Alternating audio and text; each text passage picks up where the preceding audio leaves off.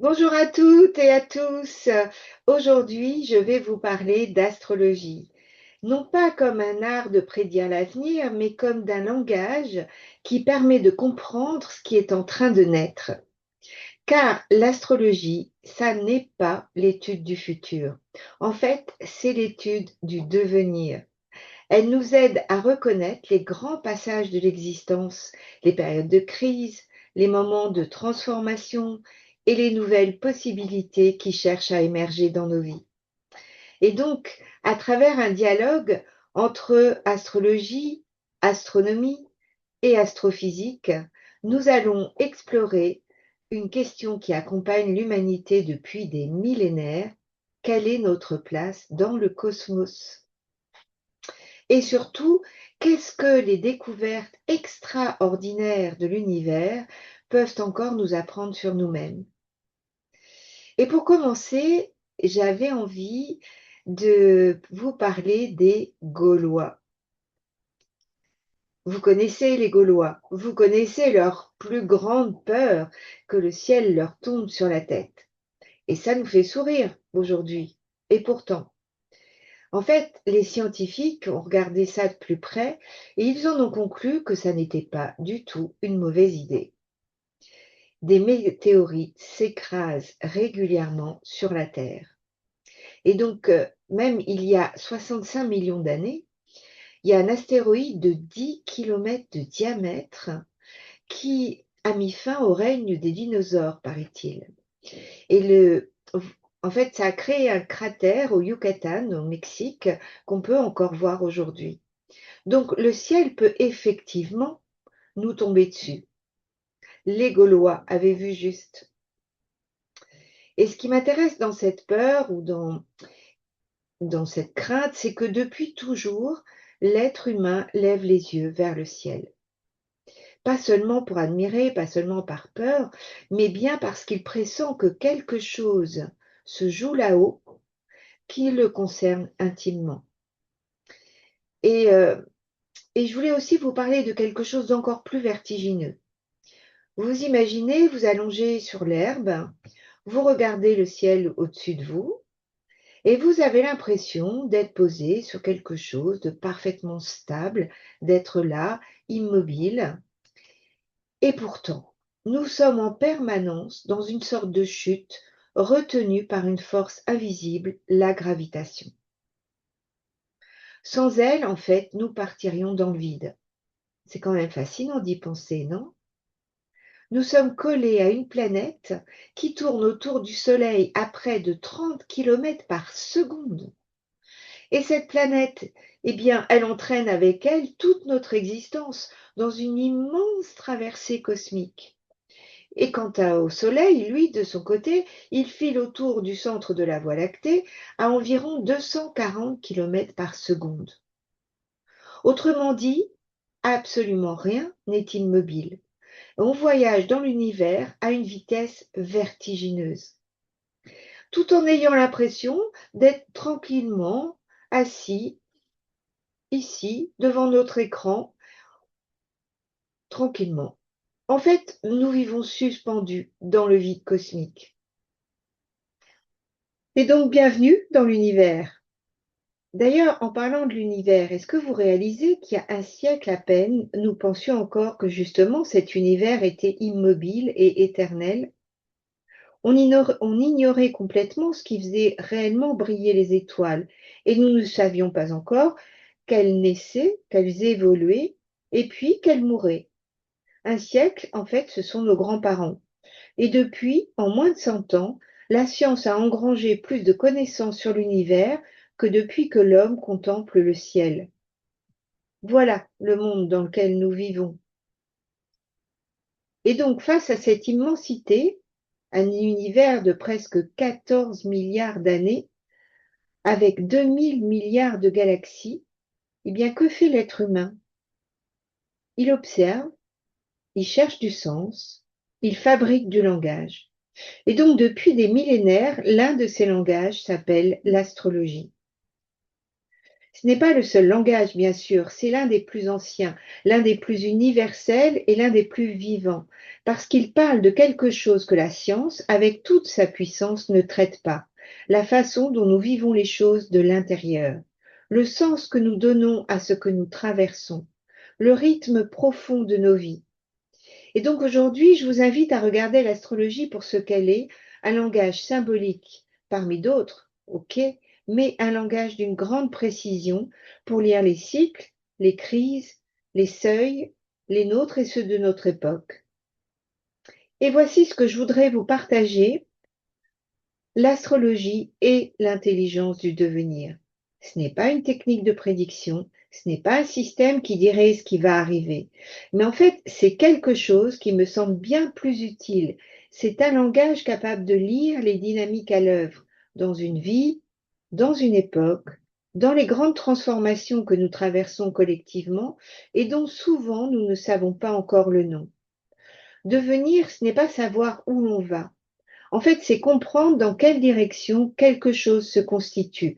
C'est avoir les mots pour nommer ce qui est en train de se transformer en soi, autour de soi, pour pouvoir s'y engager avec conscience, avec lucidité et avec, je l'espère, un peu plus de liberté. C'est ça pour moi, l'intelligence du devenir. Et c'est ça que l'astrologie, quand elle est pratiquée avec rigueur et profondeur, nous permet.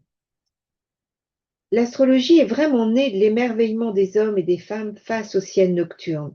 Elle est née de cette évidence ressentie avant même d'être pensée que ce qui se déploie là-haut et ce qui se passe ici-bas ne sont pas étrangers l'un à l'autre.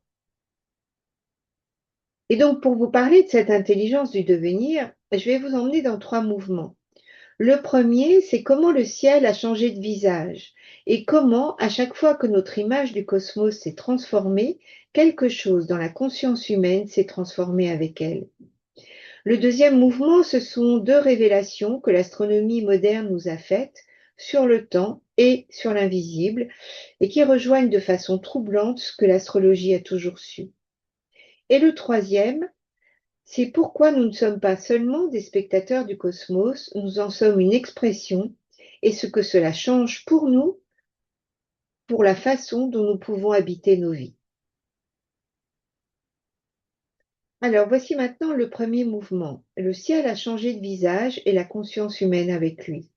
Pendant des millénaires, le ciel était visible, accessible à l'œil nu, à l'intelligence ordinaire, à l'imaginaire humain. On le regardait, on le nommait, on l'interprétait. Et en fait, les planètes, c'était des dieux en mouvement. Les éclipses annonçaient des ruptures, la lune rythmait les corps, les saisons, les décisions, le ciel parlait et les humains écoutaient. Enfin, a priori. Astrologie et astronomie étaient alors considérées comme des sœurs jumelles. Finalement, elles partageaient le même regard, le même savoir et souvent les mêmes praticiens. Pendant des siècles, observer le ciel et lui donner sens était un seul et même geste. Et puis, quelque chose s'est produit. Les télescopes sont devenus des instruments de précision inimaginables. Les satellites, les ordinateurs étaient autant de nouvelles fenêtres sur des mondes que personne n'avait jamais vus. Et aujourd'hui, nous savons que notre galaxie contient entre 200 et 400 milliards d'étoiles, que l'univers observable s'étend, puisqu'il s'expanse constamment, vous le savez sans doute, sur 93 milliards d'années-lumière. Et du coup, aujourd'hui, on arrive à un paradoxe. Plus on voit l'univers grâce aux magnifiques images diffusées au grand public, plus il devient difficile à comprendre. Les mots sont familiers, trou noir, matière noire, Big Bang, mais derrière ces mots, on ne sait pas vraiment ce qu'il y a, si ce n'est ces très belles images que vous voyez à l'écran.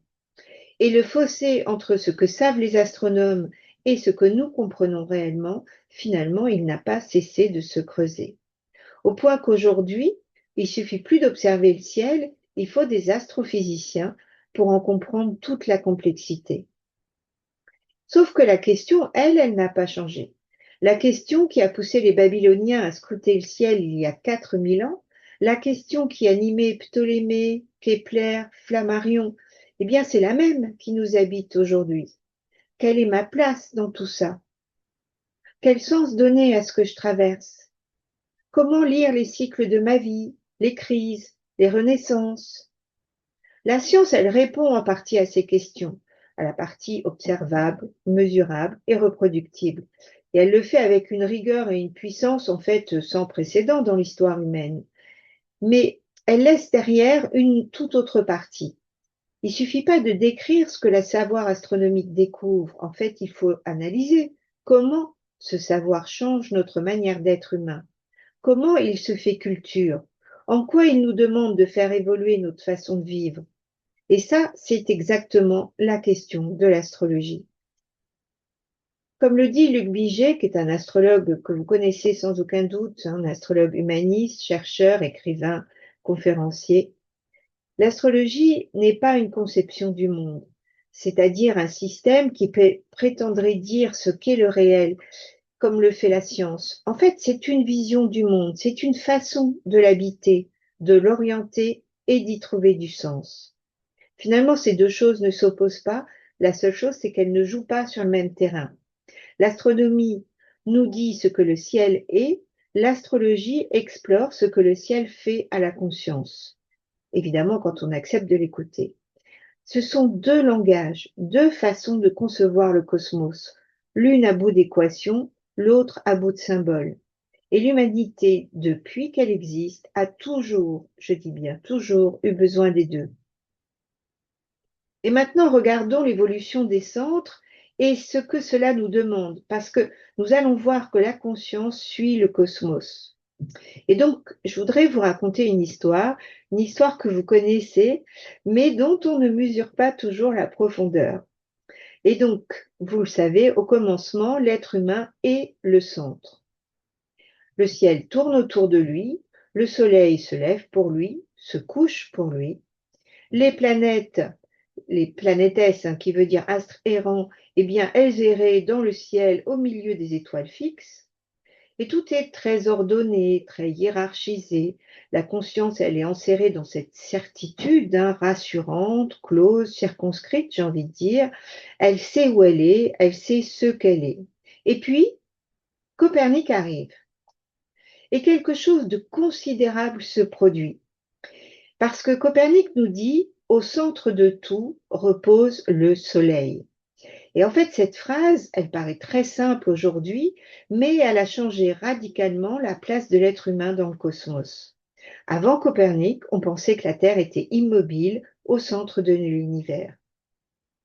Avec lui, l'humanité cesse d'être le centre absolu du monde visible et le véritable bouleversement, c'est pas tellement d'avoir mis la Terre en mouvement, vous savez, le fameux et pourtant elle tourne, c'est d'avoir fait voler en éclats la voûte céleste, en laissant entrer l'infini dans l'univers. Donc on voit bien que le centre se déplace.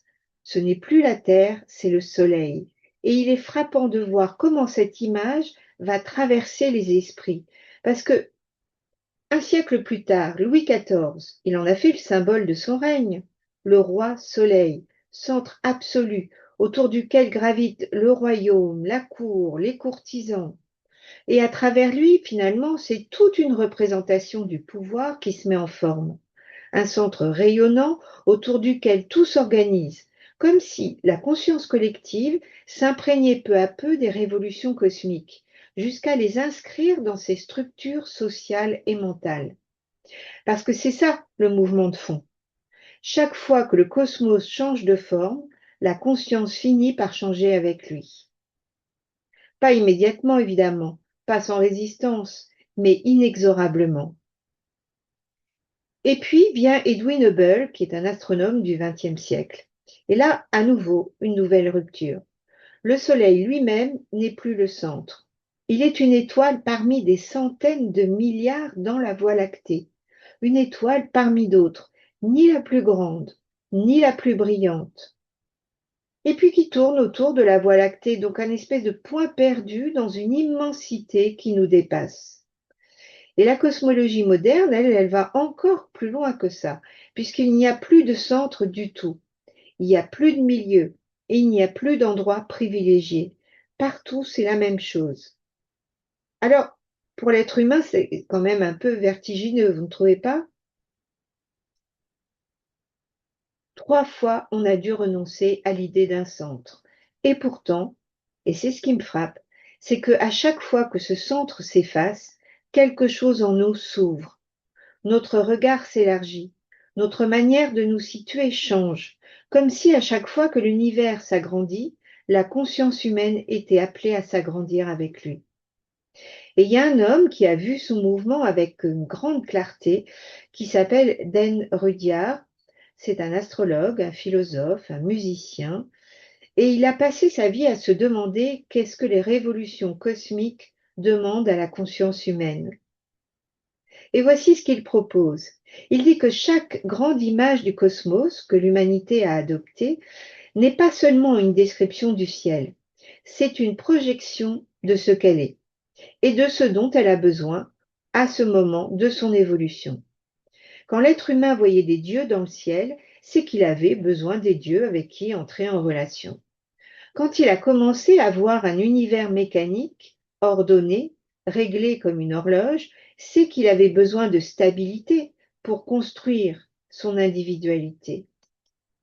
Autrement dit, on ne voit jamais l'univers de façon neutre. Nous le voyons toujours à partir de là où nous en sommes. C'est ce que dit Dan Rudyard. Et la révolution copernicienne, elle n'a pas seulement déplacé le centre du ciel, elle a déplacé aussi le centre de la conscience. Elle a fourni à l'Occident le symbole dont il avait besoin pour construire l'individu moderne. Un ego central, rayonnant, autocrate. Le roi soleil, ce n'est pas une métaphore accidentelle.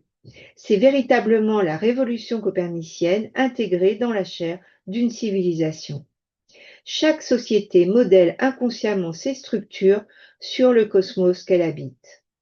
Alors, vous me voyez venir, j'imagine. Donc, cela pose la question. Si le modèle héliocentrique a engendré le modèle de l'ego soleil, central, rayonnant, tout ça, qu'est-ce que le modèle galactique est en train d'engendrer? Hubble nous l'a dit, le Soleil n'est pas le centre. Il est une étoile, une parmi des milliards, ni la plus grande ni la plus brillante. C'est une étoile ordinaire, sur un bras spiralé à 27 000 années-lumière du cœur de notre galaxie. Et cette conscience galactique, finalement, elle apparaît de manière assez troublante jusque dans l'architecture même de notre système solaire. Et c'est ici que l'astrologie devient un miroir extraordinaire de ce déplacement de perspective. Regardez nos planètes, celles que nous connaissons depuis l'Antiquité. Je parle de la Lune jusqu'à Saturne. En fait, elles gravitent vers le Soleil, elles lui appartiennent, lui obéissent, elles s'organisent autour de son attraction. Elles dessinent la vie ordinaire, la personnalité, les structures du moi. Et elles forment la frontière de notre identité connue. Mais qu'en est-il d'Uranus, Neptune et Pluton? Elles sont situées aux confins de notre système solaire, bien au-delà de l'orbite de Saturne. Et en fait, elles appartiennent encore à la famille solaire, ça c'est évident. Mais leur éloignement est tel qu'elles semblent porter en elles quelque chose qui dépasse cette appartenance. Rudyard les appelait les ambassadeurs de la galaxie. Non pas parce que les planètes obéiraient plus à la galaxie qu'au Soleil, mais parce que de si loin, elles transmettent au système solaire des influences qui viennent d'horizons bien plus vastes que lui. Ce sont des agents de transformation qui travaillent à défaire ce que Saturne a construit. Et leur rôle n'est pas de détruire, mais d'ouvrir des vannes pour laisser entrer quelque chose de plus vaste que ce que l'ego seul peut contenir. C'est pourquoi leur action est si souvent vécue comme une rupture ou une crise. En fait, elle nous demande un changement. Elle nous invite à passer de la gravitation solaire, le moi centralisé, à une conscience galactique. Et ça, c'est l'invitation fondamentale de notre temps. Ne plus chercher à être le soleil, mais accepter de devenir une étoile.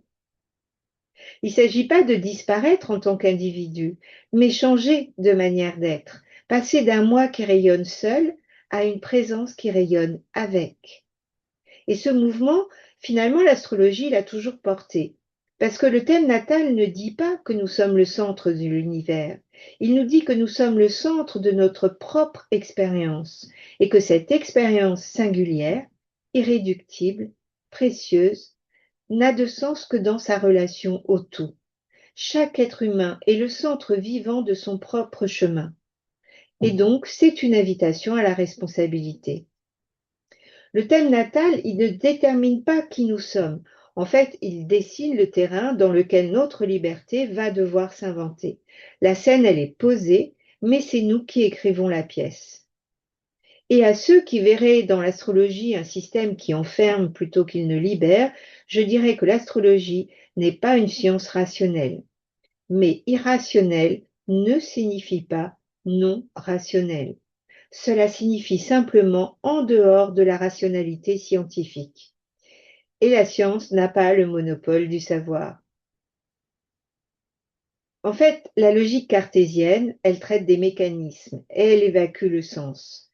La logique symbolique, elle s'occupe précisément de ce que la science laisse de côté. La signification, le vécu, l'unicité de chaque personne et de chaque moment. L'astrologie est à la réalité subjective ce que les mathématiques sont à la réalité objective. Un langage structuré, cohérent, qui permet de lire des dynamiques, mais dans un registre différent. Et cette rigueur de l'astrologie, elle trouve aujourd'hui des échos troublants dans la physique fondamentale. C'est le physicien David Bohm qui explique que la création contient chaque élément de toute chose en chaque point. Tout l'univers est présent partout, à toutes les échelles. Vous l'avez reconnu, c'est ce qu'on appelle un univers holographique ou fractal, où chaque élément est connecté au tout. En fait, c'est la théorie de l'intrication quantique. Elle nous montre que deux particules issues d'une même impulsion restent liées et réagissent simultanément, quelle que soit la distance qui les sépare. Et cela donne une base scientifique à ce que l'astrologie pressent. Nous ne sommes pas séparés du mouvement des astres, nous sommes intriqués avec eux. Et donc, voilà, nous voilà arrivés au deuxième mouvement et aux deux révélations qui changent tout, le temps et l'invisible. Donc, je vais vous parler du temps parce que c'est pas le temps qui passe, hein, c'est le temps tel que l'astronomie nous oblige à le repenser et de ce que cela dit, de ce que l'astrologie fait. Si on regarde loin dans le ciel, on regarde dans le passé. La lumière, elle a une vitesse finie, 300 000 km par seconde, ce qui signifie que la lumière de la Lune met environ une seconde d'écart pour nous parvenir. Et celle du Soleil, 8 minutes. Et alors celle des étoiles lointaines, des milliers, des millions, parfois des milliards d'années. Donc, quand nous levons les yeux vers le ciel, nous ne voyons pas le ciel tel qu'il est, nous voyons le ciel tel qu'il était. Vous voyez cette image, ce sont les piliers de la création. C'est une image absolument magnifique qui a été capturée par le télescope James Webb. Ce sont des colonnes de gaz et de poussière qui sont à 7000 années-lumière de nous. Et certaines de ces colonnes contiennent des pépinières d'étoiles. C'est assez étonnant à observer. Et aujourd'hui, en fait, on peut imaginer que ces colonnes ont été détruites il y a environ 6000 ans. Mais nous ne le saurons que dans 1000 ans, quand la lumière de leur destruction va nous parvenir. Donc, ce que nous voyons n'existe plus. Ce qui existe, eh bien, on ne le voit pas encore. Et finalement, on vit entouré de fantômes. La lumière invite à la nostalgie. Donc, si vous regardez le ciel un soir avec un peu de nostalgie, vous comprendrez pourquoi. Quand vous regardez un fauteuil, en fait, qu'est-ce que vous voyez vraiment? C'est une autre façon de voir les choses. En fait, vos yeux ne capturent que des couleurs, des lignes, des contrastes. C'est votre mémoire qui construit le fauteuil. Et l'essentiel de ce que vous percevez n'est pas devant vous, il est à l'intérieur de vous. Et c'est ce que les neurobiologistes appellent le mode par défaut du cerveau. On ne voit pas le présent, on voit le passé que nous projetons sur le présent. Vous voyez cette image, votre mémoire vous rappelle que cette forme est un fauteuil. Et sans doute y associez-vous une salle d'attente, un bureau, un salon où vous êtes allé ou autre en fait. ce fauteuil, il n'est pas le même pour tout le monde. Eh bien, quand on regarde l'univers, c'est exactement la même chose. On ne voit pas l'univers tel qu'il est. On voit l'univers tel qu'il était et attention, l'histoire qu'on se raconte sur lui. Alors, qu'est-ce que cela dit du thème natal? Eh bien, le thème natal, c'est précisément la mémoire cosmique inscrite en nous au moment de notre entrée dans le monde. C'est une empreinte, c'est une façon d'avoir été accordé dès le premier souffle à un certain champ de l'univers, à cet instant précis, en ce lieu précis, dans cette configuration précise du ciel. Et tout ce que nous vivons ensuite peut être relu à la lumière de cette mémoire première. Ce n'est pas du fatalisme, c'est reconnaître que nous ne commençons pas de zéro, que quelque chose en nous a déjà une tonalité, déjà une orientation, et que la liberté, elle ne consiste pas à faire comme si cette mémoire n'existait pas, évidemment, mais la liberté, elle consiste à apprendre à la lire, à la comprendre, pour pouvoir enfin en faire quelque chose. Et c'est là toute l'importance de l'astrologie. Parce qu'elle travaille dans un autre temps. Elle travaille dans ce temps que les Grecs appelaient le kairos, le bon moment, le moment opportun. Non pas le temps qui s'écoule de façon uniforme, évidemment, mais le temps qualitatif, le temps qui porte quelque chose, le temps qui a un sens. Lise Green, qui est une grande astrologue anglaise et psychologue jungienne, dit quelque chose de très important là-dessus. Elle dit une grande part de ce que nous considérons comme prédestiné n'est pas de l'ordre du destin. C'est ce que nos zones d'ombre fabriquent à notre insu. Nous contribuons à créer ou à attirer des situations qui mettent en scène des problèmes intérieurs non résolus, soit parce que nous les avons évités, soit parce que le moment est arrivé. Une graine, elle peut rester très longtemps sous terre. Ce n'est pas le printemps qui la crée, c'est le printemps qui lui permet d'apparaître. Et c'est exactement ainsi que travaillent les transits astrologiques, autrement dit les mouvements des planètes dans le ciel au fil du temps. Ils ne créent pas ce qui arrive. En fait, ils révèlent ce qui était prêt. Ce que nous traversons, ce n'est pas seulement une succession d'événements, ce sont des passages, c'est une traversée où quelque chose en nous se défait, quelque chose s'ouvre et quelque chose peut enfin rayonner autrement. Le thème natal, vous voyez, c'est comme un cliché photographique en attente de développement. Il est encore en chambre noire au moment de la naissance, il ne révèle absolument pas ses vraies couleurs d'un coup. Il se développe progressivement au fur et à mesure que la lumière vient à lui, que la vie vient à lui. Les transits, les progressions, en fait, ce sont des mouvements du ciel après la naissance. Et donc, c'est la lumière qui continue de travailler le cliché, qui fait apparaître par couches successives ce qui était déjà là en germe, mais n'avait pas encore de forme. L'astronomie, elle nous apprend que toute lumière vient du passé. L'astrologie, elle nous apprend que cette lumière-là, celle du thème natal, eh bien, elle n'a pas fini d'éclairer l'avenir. Alors voilà ce que l'astrologie fait avec le temps que ni l'horloge ni les télescopes ne peuvent faire. En fait, l'astrologie, elle fait du moment présent un carrefour entre les grands cycles cosmiques qui se déroulent avec leur propre logique, indépendamment de nous, et la conscience individuelle qui peut choisir comment traverser ce qui se présente. Et du coup, ce n'est pas une contradiction, ce sont deux regards sur le réel différents qui se complètent pour nourrir une même quête, donner du sens.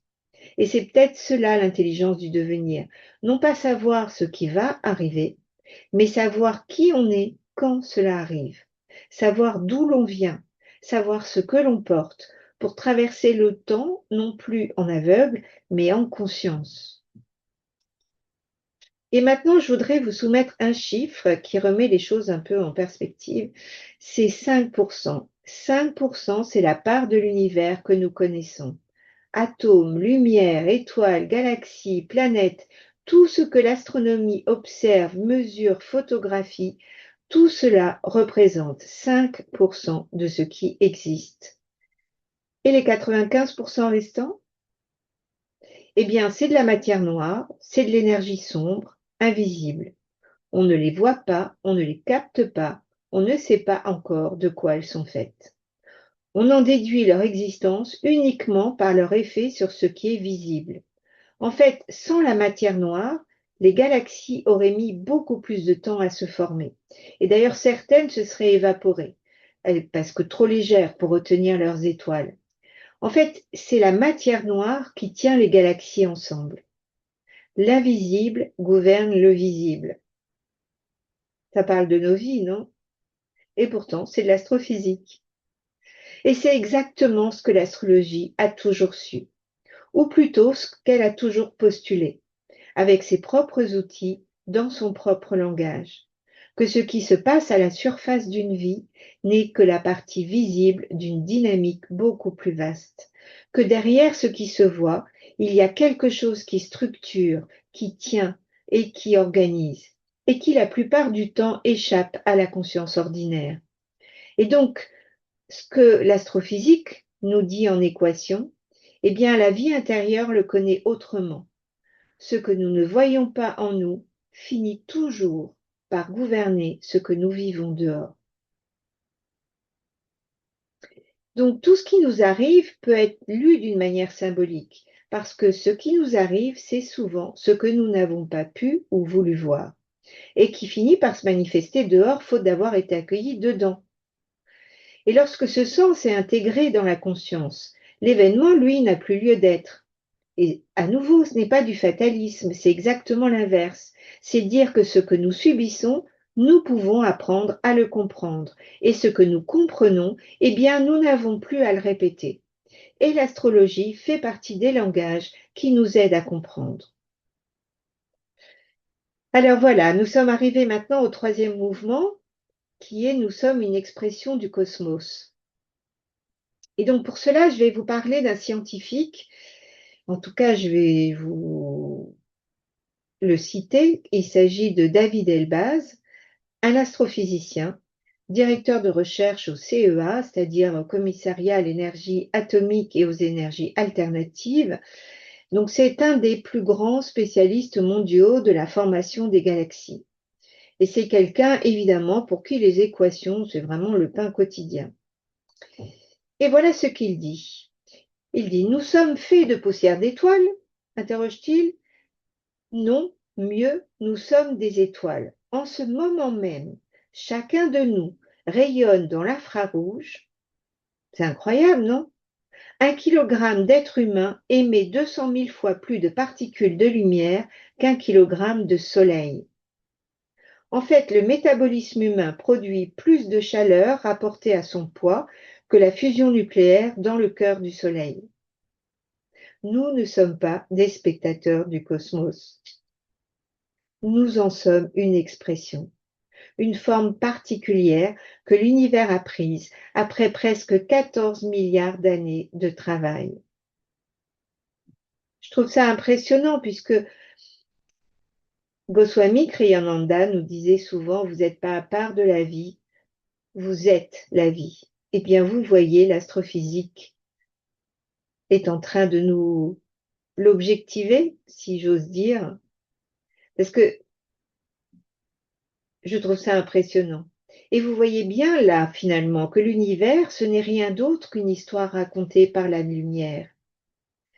Et ce qui est singulier, singulier au sens propre, unique dans tout ce que nous connaissons de la nature, hein, c'est que nous sommes à la fois dans cette histoire et capables de nous retourner pour la contempler. Pas seulement la subir, la lire, mais juste pour la regarder aussi. En fait, on peut se demander à quel moment de cette immense aventure est-ce que je vis? Qu'est-ce qui s'est joué avant moi? Vers quoi est-ce que je me dirige? Et peut-être un peu plus intime, c'est quelle est ma part dans tout ça? Et cette question, vous la connaissez, c'est la question même de l'astrologie. Mais cette image, elle va plus loin. Parce que si l'univers est une histoire qui se déploie depuis presque 14 milliards d'années, alors chaque vie humaine est un chapitre de cette histoire, avec sa propre structure, son propre rythme, ses propres seuils. Et ce que nous faisons en astrologie, au fond, c'est exactement ça. Nous lisons la structure narrative d'une vie. Nous repérons les chapitres qui s'ouvrent et ceux qui se ferment. Nous nommons les seuils. Saturne revient à sa place natale tous les 29 ans. Eh bien, c'est un chapitre qui tourne. Les nœuds lunaires bouclent en 18 ans. Eh bien, c'est un cycle karmique qui atteint sa résolution. Pluton, lui, va mettre plus de 240 ans, 248, je crois, à traverser le zodiaque. Et donc, pour un être humain, son passage sur un point du thème natal, c'est un chapitre unique, irréversible, qui ne se réécrira pas. Et ces cycles ne sont pas des horloges mécaniques, ce sont les temps narratifs d'une vie. Ils marquent les seuils, les clôtures et les ouvertures, les moments où quelque chose dans notre histoire intérieure est prêt pour basculer. Et comme dans tout récit bien construit, rien n'arrive au hasard. Tout arrive au moment où le personnage est prêt à changer. David Elbaz, il dit quelque chose de très beau à ce sujet. Il raconte l'histoire de l'univers comme une série de danses, en fait. Il nous dit, les électrons se mettent à danser autour des noyaux et l'univers engendre les atomes. Les atomes dansent et apparaissent les molécules. Les molécules dansent et naissent les nébuleuses. Les nébuleuses tourbillonnent et surgissent les étoiles. En fait, rien ne naît seul. Tout naît de la rencontre, du mouvement, de la résonance.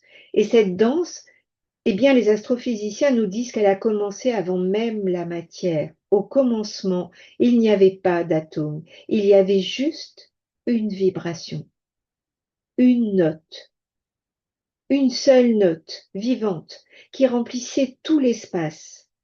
L'empreinte de cette note primordiale est encore là, hein. Elle est inscrite dans le fond du ciel et elle est visible dans les images du satellite Planck, un peu comme la résonance d'un accord joué il y a 14 milliards d'années. On n'est pas séparés de cette musique, en fait. Nous en sommes une résonance. Et c'est exactement ce que lit l'astrologue dans un thème natal.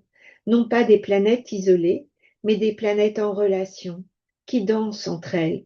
Des aspects, des conjonctions, des oppositions, des trigones, des façons dont les énergies se cherchent, se heurtent, s'amplifient ou s'accordent.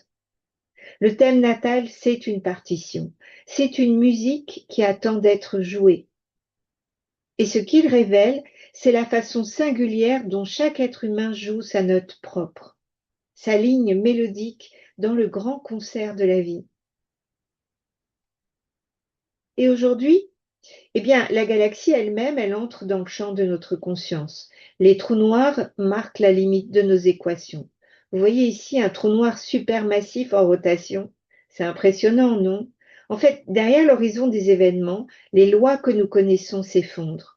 Même la science la plus précise a ses bords, ses limites structurelles, parce que la réalité est bien plus vaste que ce que nos instruments peuvent saisir.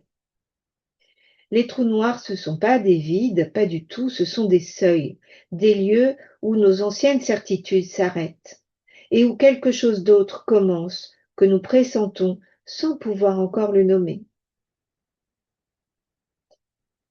Et je voulais vous montrer ces images parce que l'une d'elles, c'est l'univers vu au télescope et l'autre, c'est le cerveau humain vu au microscope. Vous voyez comme elles se ressemblent? En fait, c'est un article publié en 2020 dans une revue scientifique co-signé par un astrophysicien, un neurobiologiste. En fait, le cerveau et l'univers ont le même nombre de nœuds, environ 100 milliards. Ils sont reliés par les mêmes types de filaments. Et ces filaments, eh bien, ils ont la même fonction. Dans le cerveau, ils excitent ou inhibent les neurones. Dans l'univers, ils excitent ou inhibent la formation d'étoiles. Ils fonctionnent exactement de la même façon. Dedans et dehors sont tissés du même fil. L'astrologie, elle le dit depuis l'Antiquité. Ce qui est en haut est comme ce qui est en bas. On a longtemps cru que c'était de la poésie, mais en fait c'est de la physique. Alors qu'est-ce que l'astronomie nous demande maintenant? Et David Elbaz, donc cet astrophysicien renommé, il pose une question assez simple, c'est est-ce que l'univers a besoin de nous? Et sa réponse est tout à fait désarmante. En fait, il dit, je n'en sais rien, je ne sais même pas vraiment ce qu'est l'univers. Alors moi non plus, évidemment, je ne sais pas si l'univers a besoin de nous, mais je sais ceci. C'est ce que Hubert Reeves, astrophysicien, poète du cosmos, disait, nous sommes de la matière qui se contemple elle-même. L'univers s'est complexifié pendant 14 milliards d'années pour donner naissance, entre autres, à cette capacité extraordinaire, se regarder, se questionner et chercher du sens. Nous sommes cette capacité-là. Nous sommes le moment où le cosmos prend conscience de lui-même. Et c'est précisément là que l'astrologie prend sa place. Parce que si nous sommes ce point où le cosmos devient conscient de lui-même, alors l'astrologie est l'un des langages qui nous permet de lire cette conscience en mouvement, de comprendre ce que nous traversons, de reconnaître les moments de bascule, les passages, les transformations. Nous ne sommes pas à part de l'univers, nous sommes l'univers. Nous ne sommes pas à part de la vie, nous sommes la vie. À un moment de son évolution, en fait, chaque individu se trouve face à un choix. Être un soleil rayonnant au centre d'un groupe qui gravite autour de soi ou être une étoile, c'est-à-dire une parmi d'autres, dans une communauté où personne n'est le centre, où ce qui tient l'ensemble n'est pas le pouvoir d'un seul, mais c'est l'interaction de tous. La galaxie n'est pas tenue par un super soleil central, elle est tenue par la force gravitationnelle combinée de chacune de ces étoiles. Aucune n'est la plus importante, mais absolument toutes sont nécessaires. Ce n'est pas la domination qui fait tenir le tout, c'est la présence mutuelle. Et il y a quelque chose que l'astrophysique nous a appris récemment et qui résonne de façon troublante avec ce que l'astrologie a toujours su. C'est que chaque étoile est unique, pas seulement dans sa taille ou sa couleur, dans son histoire, dans la façon dont elle s'est formée, dans ce qu'elle porte, dans ce qu'elle rayonne. Aucune étoile ne ressemble exactement à une autre. L'univers ne se répète pas, il se décline à l'infini en singularité. Et c'est exactement ce que pose le thème natal. À chaque naissance, il y a une configuration unique, jamais exactement reproduite. Il n'y a pas deux thèmes identiques dans l'histoire du monde, parce que chaque être humain arrive au monde à un instant précis, en un lieu précis, dans un entrelacement de cycles qui ne s'est jamais produit de cette façon-là auparavant et ne se reproduira plus. Chaque être humain est une singularité cosmique, une étoile parmi les étoiles, avec sa propre partition, sa propre lumière, sa propre façon d'appartenir au tout. Et c'est peut-être là la chose la plus simple et la plus importante que l'astrologie puisse dire. Nous sommes une étoile parmi les étoiles, une conscience parmi les consciences. Et pourtant, nous sommes tous uniques et irremplaçables. Non pas parce que nous sommes le centre du monde, pas du tout, mais parce que le monde ne serait pas le même sans cette conscience que nous sommes. Regardez aujourd'hui. Chacun de nous est ici avec son histoire, ses cycles, ses blessures, ses élans. Chacun de nous est une étoile. Quand un être humain disparaît, c'est un monde entier qui disparaît avec lui. Quand un être humain grandit en conscience, c'est toute l'humanité qui grandit avec lui. Et nous, ici, autour de l'astrologie, nous formons une galaxie. Voilà, l'astrologie ne dit pas ce que nous allons devenir, elle nous apprend à reconnaître ce qui en nous est déjà en train de le devenir. Voilà, merci pour votre écoute. Pour faire cette conférence, je me suis évidemment largement inspirée d'astrophysiciens comme Jean-Philippe Uzan, directeur de recherche au CNRS, qui a écrit un livre que je vous recommande, Une histoire populaire de l'univers. David Elbaz, dont je vous ai longuement parlé, un astrophysicien, directeur de recherche au CEA. et qui passe souvent dans différents podcasts, et Hubert Reeves, évidemment, que tout le monde connaît, astrophysicien et auteur aussi. Du côté des astrologues, Luc Biget, astrologue humaniste, que vous pouvez, qui est un site sur Internet qui est remarquable et que je vous invite à aller voir. Il vous suffit de taper Luc Biget, vous trouverez son site. Dan Rudyard, qui est le père de l'astrologie humaniste et transpersonnelle, et Liz Green, qui donc est astrologue et psychologue jungienne. Voilà, je vous remercie et je vous dis à bientôt pour un podcast peut-être ou une lecture d'articles que vous trouverez sur mon site étoilehumaniste.com. À bientôt.